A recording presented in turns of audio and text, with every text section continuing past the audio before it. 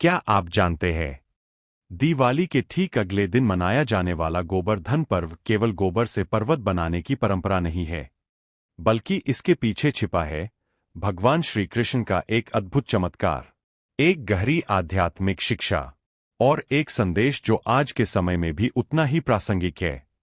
आज के इस वीडियो में हम जानेंगे गोवर्धन की पौराणिक कथा, इसका धार्मिक और महत्व, पूजा विधि और पारंपरिक परंपराएं, और अंत में वर्ष 2025 में गोवर्धन कब और कैसे मनाया जाएगा।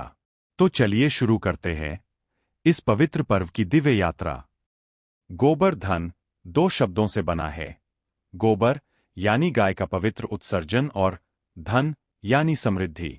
भारत की संस्कृति में गाय को माता कहा गया है क्योंकि वह हमारे जीवन के हर क्षेत्र में योगदान देती है। दूध से पोषण, गोबर से स्वच्छता और गौमूत्र से औषधि तक। गोवर्धन पर्व हमें याद दिलाता है कि असली धन सोना चांदी नहीं, बल्कि धरती, गाय और पर्यावरण है जो हमारे जीवन का आधार है। पुराणों में कथा मिलती है कि एक बार भगवान इंद्र घमंड में आ गए थे। ब्रजवासी हर साल इंद्र देव की पूजा किया करते थे ताकि वर्षा ठीक से हो।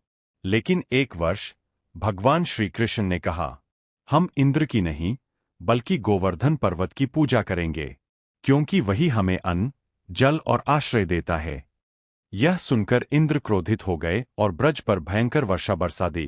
तब श्री कृष्ण ने अपनी छोटी उंगली पर गोवर्धन पर्वत उठा लिया और 7 दिन तक सभी ग्वालों और गायों को वर्षा से बचाया। अंततः इंद्र ने अपनी गलती स्वीकार की और श्री कृष्ण से क्षमा मांगी। तभी से यह पर्व मनाया जाने लगा। लोग गोबर से गोवर्धन पर्वत बनाकर उसकी पूजा करते हैं। गोवर्धन पूजा हमें सिखाती है कि प्रकृति की हर वस्तु में ईश्वर का अंश विद्यमान है। यह पर्व कृष्ण की विनम्रता, प्रेम और पर्यावरण के प्रति सम्मान का प्रतीक है। इस दिन लोग गाय, बैल और पशुधन की पूजा करते हैं, क्योंकि यही हमारे जीवन की समृद्धि का आधार है।